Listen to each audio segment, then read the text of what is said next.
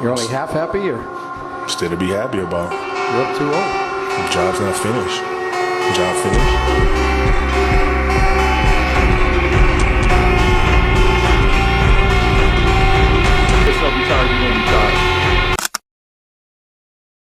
Yo, what's up, guys? We are here featuring my smoke alarm. You'll hear him in the background chirping every now and then. So those clips in the beginning of the video, so those were some of the clips that that was like the type of content that I was posting like every single day for a year. I was posting stuff like that on Instagram, like gym edits, inspirational, dark, aesthetic, inspirational quotes, type of, I don't even know what to call it, you know, but yeah, that kind of stuff on Instagram for a year, and it didn't blow up like I was hoping it would.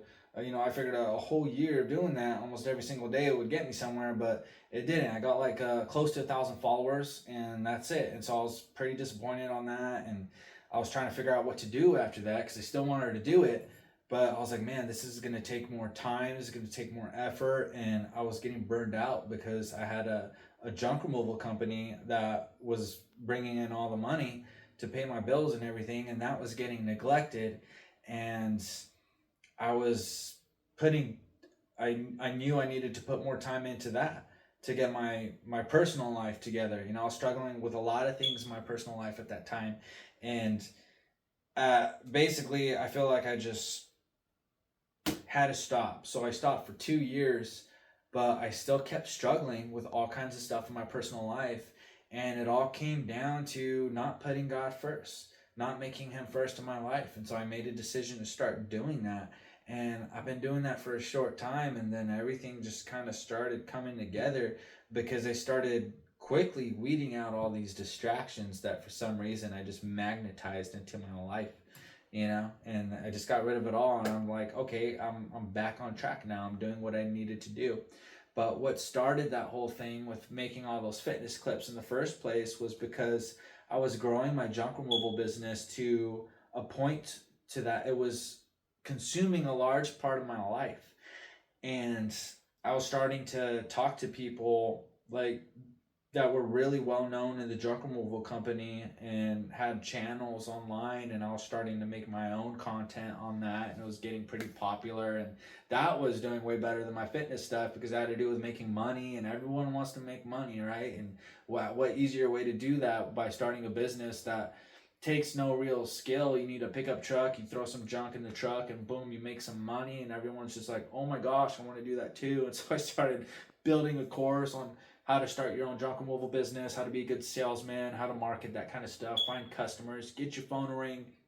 And I was going to start going to junk removal conventions, like flying out of state and all this and that. And it just started dawning on me, like I started seeing the lives of people that were like way above me in the junk removal world.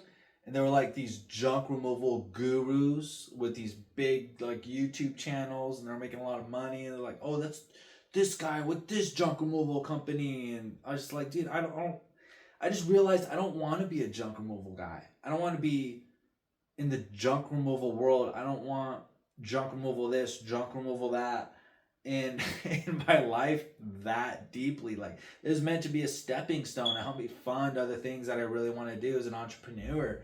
And the reason why I wanted to get into fitness in the first place is because of an injury I suffered, and I thought I was going to be paralyzed in a wheelchair. I'll make a longer video on that in another video of really what got me into fitness. But it just dawned on me one day that I want to do that with fitness. I want to nerd out on fitness. I want to be at fitness conventions, be a fitness guy, just like fitness this, fitness that, weights this, protein that. Like, I love that crap, and it blows my mind that I see some people in the fitness industry that are like, they sound like me the way I talk about junk removal. Like, oh, I just do it because it pays the bills. Like, yeah, I just go to the gym to keep all these muscles to because it's my job or whatever. But like me, like, I love torturing myself in the gym more than the average person. I know that because obviously there's days where I don't want to go either, but I love it. I love the chaos of the counting macros and the tracking the workouts. I love yapping away about fitness. Like, it's just, I just love it. I love all the work aspect of it, the marketing behind it, the supplement companies. I don't know. I love the fitness world, and so I decided that I want to be in that world, and I'm getting closer to God, and this needs to come before everything, right? And so I want to make like a faith-based fitness brand, and starting with a personal brand, and I want to inspire people to get into the word. I want to inspire people to get into the world. I want to inspire people to get into the Word of God. I want to inspire people to get into the gym. I want to be known as the guy that helps other people with messed up backs get fit at middle age, whatever. I think we're in a like, at first I was thinking like, oh, I'm 33, I'm too young to be a fitness influencer. That's stuff for kids, right? But I think there's a lot of people my age that I think more people are watching online content more than ever. I feel like I can help a lot of men my age with with the same physical limitations and issues and whatever I have that causes my nerve problems. I still don't know what it is, if it's autoimmune or what, but I figured out how to treat it myself, because none of the medicine I was getting was working. None of the diagnosis seemed to be doing anything for me. The doctors are still trying to figure it out. And in the meantime, to keep the pain away, and to keep my sanity, and to keep my functionality alive, and my ability to keep removing junk, because I still do the labor side of it a lot, mostly myself. To keep doing that, I had to get my nerves and my pain and my physical problems under control.